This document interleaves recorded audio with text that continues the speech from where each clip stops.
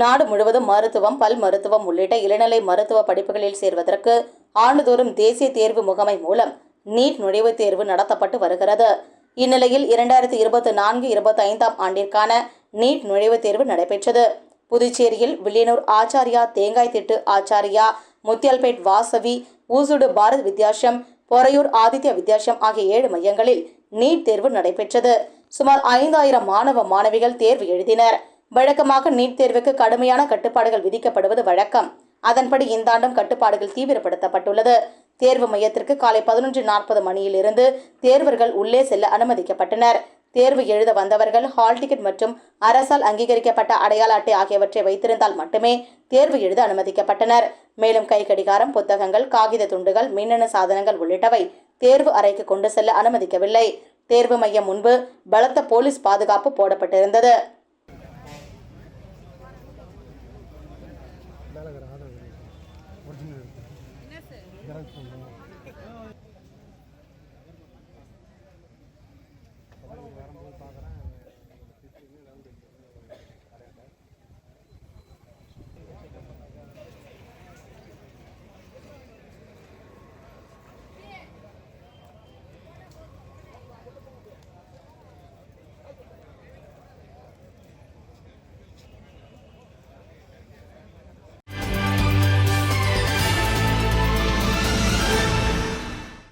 புதுச்சேரியை சேர்ந்த இளம் இயக்குனர் ரேசர் சதீஷ் இயக்கிய முதல் திரைப்படம் வெற்றிகரமாக ஓடியது.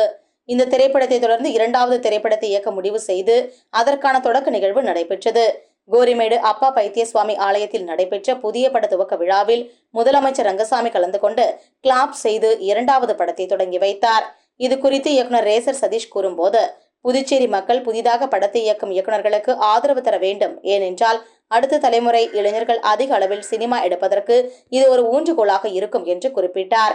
மேலும் வருகின்ற ஆகஸ்ட் மாதம் இத்திரைப்படத்தை வெளியிடப் போவதாக தெரிவித்த அவர், அதற்காக பிரம்மாண்ட விழா சென்னை மற்றும் புதுச்சேரியில் எடுக்கப்பட உள்ளதாகவும் குறிப்பிட்டார்.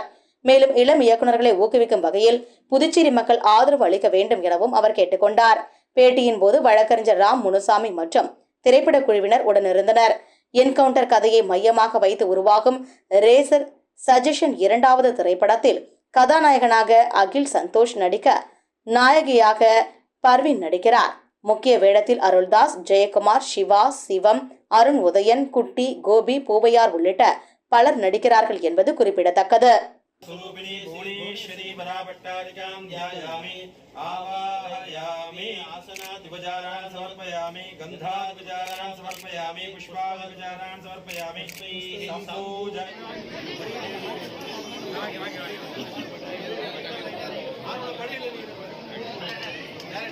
ஐயா வந்து படத்தை துவங்கி வச்சிருக்காரு.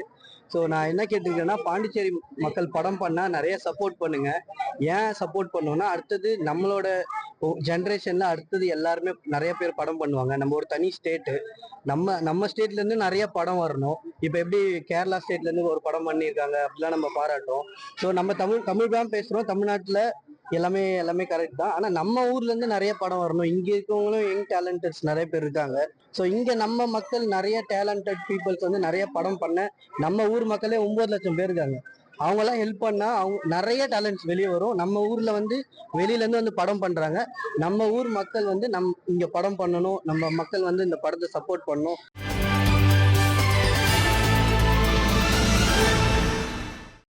ஜெம் மருத்துவமனை இந்தியாவின் முதன்மையான கேஸ்ட்ரோ என்டாலஜி மற்றும் லாப்ரோஸ்கோபிக் சிறப்பு மருத்துவமனையாகும்.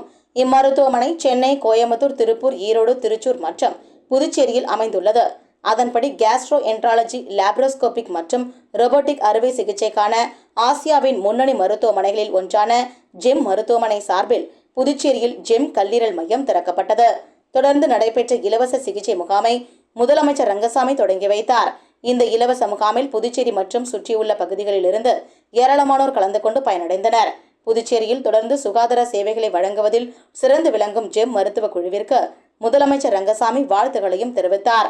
இந்நிகழ்ச்சியில் ஜெம் மருத்துவமனை தலைவர் டாக்டர் பழனிவேலு, மருத்துவமனை இயக்குநர் டாக்டர் செந்தில்நாதன், கல்லீரல் மாற்று அறுவை சிகிச்சை நிபுணர் டாக்டர் மேக்னஸ் ஜெயராஜ், இரைப்பை குடலியல் நிபுணர் டாக்டர் சசிகுமார், டாக்டர் சுகுமாரன் உள்ளிட்ட மருத்துவமனை ஊழியர்கள் கலந்து கொண்டனர்.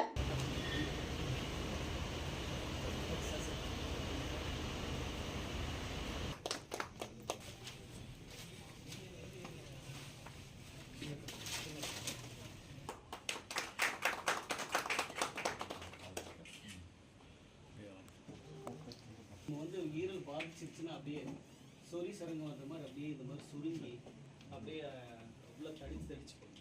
அறுவை சிகிச்சை ஆகட்டும், மருத்துவ சிகிச்சை ஆகட்டும், மேலும் உயர்தர மாற்று அறுவை சிகிச்சை ஆகட்டும், அனைத்து சிகிச்சைகளும் இங்கேயே செய்வதற்கான ஒரு ட்ரீட்மெண்ட் டிபார்ட்மெண்ட்டாக தான் இந்த ட்ரீட்மெண்ட் ஸ்பெஷல் டிபார்ட்மெண்ட்டை இன்னைக்கு புதுச்சேரி முதலமைச்சர் அவர்கள் திறந்து வைத்துள்ளார்.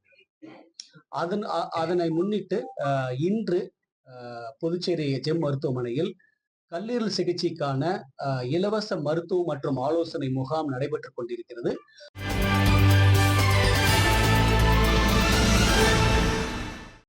காரைக்கால் மாவட்டத்தில் அமைந்துள்ள இந்திய கடலோர காவல்படையின் ராணி துர்கா கப்பல் சார்பில் விழிப்புணர்வை ஏற்படுத்தும் வகையில் இந்திய கடலோர காவல்படை வீரர்கள் இடையே 3 போட்டிகள் நடைபெற்றன. முன்னதாக வீரர்கள் காரைக்கால் கடற்கரையில் 750 மீட்டர் நீச்சல் போட்டியில் ஈடுபட்டனர். இதனைத் தொடர்ந்து கடற்கரையில் இருந்து 20 கிலோமீட்டர் மிதிவண்டி போட்டி துவங்கி காரைக்கால் தேசிய தொழில்நுட்ப கல்லூரி வரை சென்று மீண்டும் கடற்கரை அடைந்து தொடர்ந்து 5 கிலோமீட்டர் கடற்கரையில் இருந்து இந்திய கடலோர காவல்படை அலுவலகம் வரை ஓட்டப்பந்தயம் என 3 போட்டிகள் உள்ளடங்கிய ட்ரையத்லான் சாம்பியன்ஷிப் போட்டி நடைபெற்றது. முன்னதாக போட்டியினை இந்திய கடலோர காவல்படை கமாண்டர் பிரதீப் குமார் ஷாகா துவக்கி வைத்தார். பின்னர் ட்ரையத்லான் சாம்பியன்ஷிப் போட்டியில் பிரேம்குமார் சாம்பியன்ஷிப் பதக்கம் பெற்றார். வெற்றி பெற்றவர்களுக்கு பரிசுகளை கமாண்டர் விஜய் விஸ்வநாதன் வழங்கினார்.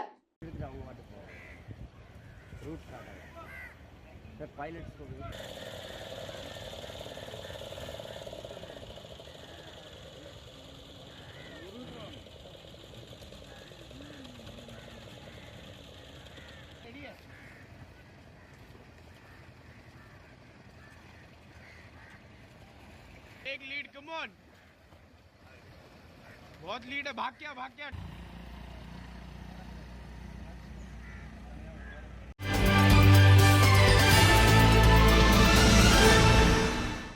புதுச்சேரியில் உள்ள ஸ்ரீ மணக்குள விநாயகர் செவிலியர் கல்லூரியில் செவிலியர் துறையில் தரமான ஆராய்ச்சியின் புதிய முன்னோக்குகள் என்ற தலைப்பில் 2ஆம் தேசிய மாநாடு நடைபெற்றது. இம்மாநாட்டில் ஸ்ரீ மணக்குள விநாயகர் கல்வி நிறுவன தலைவர் மற்றும் மேலாண் இயக்குனர் தனசேகரன் விழாவினை தொடங்கி வைத்தார். செயலாளர் டாக்டர் நாராயணசாமி கேசவன் முன்னிலை வகித்து மாநாட்டின் கருப்பொருளை விரிவுபடுத்தினார். பொருளாளர் ராஜராஜன், மருத்துவக் கல்லூரி மற்றும் மருத்துவமனையின் பதிவாளர் தட்சிணாமூர்த்தி, ஸ்ரீ மணக்குள விநாயகர் பொறியியல் கல்லூரியின் இயக்குனர் வெங்கடாச்சலபதி, செவிலியர் கல்லூரி முதல்வர் டாக்டர் முத்தமிழ்ச்செல்வி மற்றும் கஸ்தூரிபாய் காந்தி செவிலியர் கல்லூரியின் முதல்வர் புனித ஜோஸ்பின் ஆகியோர் இவ்விழாவில் கலந்து கொண்டனர். மேலும் பங்கேற்பாளர்களுக்கு பரிசுகள் மற்றும் சான்றிதழ்கள் வழங்கப்பட்டன. விழாவின் இறுதியில் இணை பேராசிரியர் ஆகி நன்றி கூறினார்.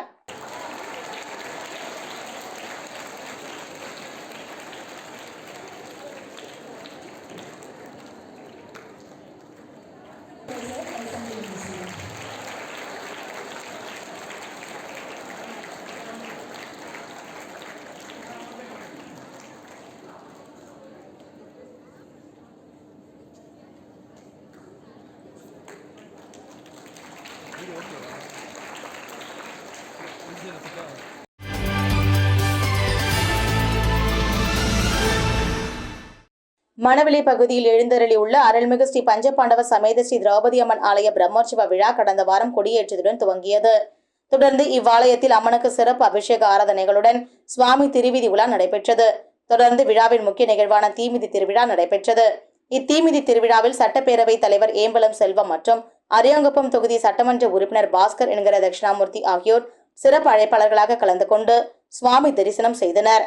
பின்னர் சுவாமி ஊர்வலத்தை தொடங்கி வைத்து பக்தர்கள் பூக்குழி இறங்கும் நிகழ்ச்சியில் கலந்து கொண்டனர்.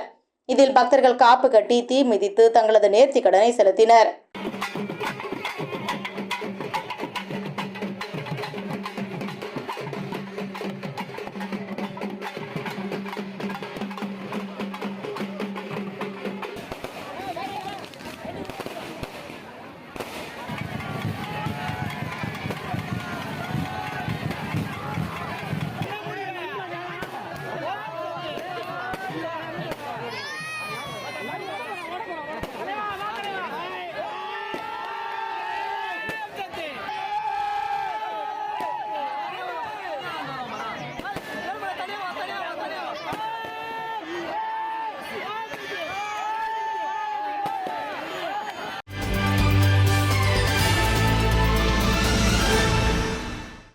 பாரதி கில்லி விளையாட்டு சங்கத்தின் சார்பில் விளையாட்டு வீரர்கள் மற்றும் பொதுமக்களுக்கு நீர்மோர் மற்றும் தர்பூசணி பழம் ஆகியவை வழங்கப்பட்டது.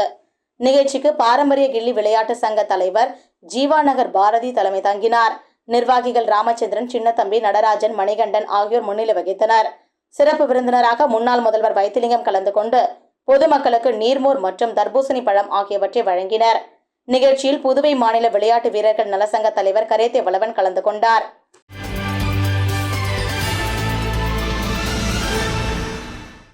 கோடை காலத்தை முன்னிட்டு முத்தியால்பேட்டை திமுக சார்பில் திமுக தலைமை பொதுக்குழு உறுப்பினர் பிரபாகரன் ஏற்பாட்டில் எதிர்க்கட்சித் தலைவர் சிவா தலைமையேற்று மோர்பந்தலை திறந்து வைத்தார். மோர்பந்தலில் இளநீர், நுங்கு, கிர்னி பழம், தர்பூசணி, சப்போட்டா, வெள்ளரி பிஞ்சு, கரும்புசாறு போன்றவைகள் வழங்கி துவக்கி வைத்து ஒரு பெண்மணிக்கு தள்ளுவண்டி வழங்கினர். நிகழ்ச்சியில் மாநில செயற்குழு உறுப்பினர் லோகேன் சக்திவேல், தியாகராஜன் உட்பட 100க்கும் மேற்பட்ட நிர்வாகிகள் கலந்து கொண்டனர்.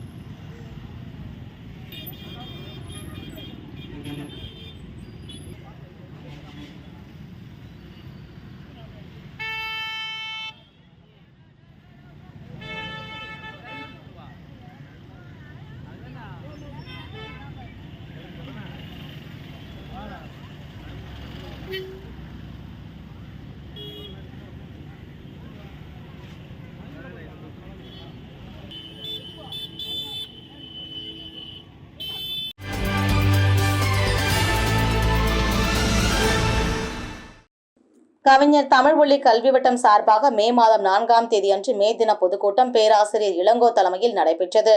பொதுக்கூட்டத்தில் தியாகு சிறப்புரையாற்றினார்.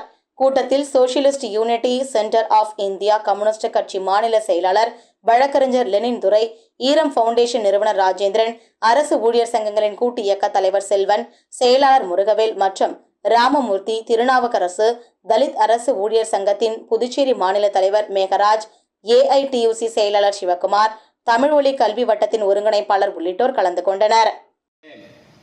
சமூக ஊடகங்கள் வந்த பிறகு அறிவுபூர்வமாக எதையாவது செய்தால் அதற்கான பங்களிப்பு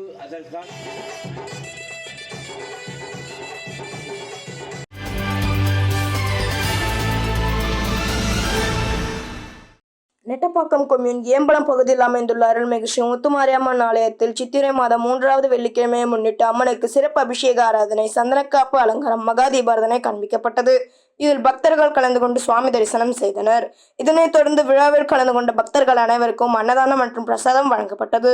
விழாவிற்கான ஏற்பாட்டினை ஆலய பூசாரி எல்லையப்பன், ஆலய அறங்காவல் குழுவினர், உபயதாரர்கள் செய்திருந்தனர்.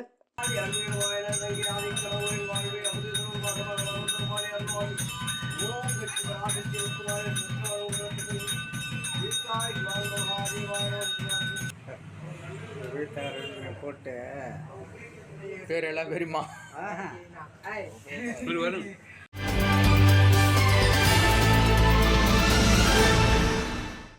காரைக்கால் அடுத்து திருநள்ளாறில் உள்ள தர்பாரண்யேஸ்வர சுவாமி தேவஸ்தானம் ஸ்ரீ சனி பகவான் ஆலயத்தில் பிரம்மோற்சவ விழா கொடியேற்றத்துடன் விமரிசையாக துவங்கியது. முன்னதாக கொடியேற்றத்தை முன்னிட்டு கொடிமரத்து கணபதிக்கு சிறப்பு அபிஷேகம் மற்றும் மகா தீபாராதனை நடைபெற்றது. அதனைத் தொடர்ந்து வேத மந்திரங்கள் முழங்க கொடியேற்றப்பட்டது. நிகழ்ச்சியில் ஏராளமான பக்தர்கள் கலந்து கொண்டு சுவாமி தரிசனம் செய்தனர். விழாவின் முக்கிய நிகழ்ச்சிகளான 19ஆம் தேதி தேரோட்டம் நடைபெற உள்ளது குறிப்பிடத்தக்கது.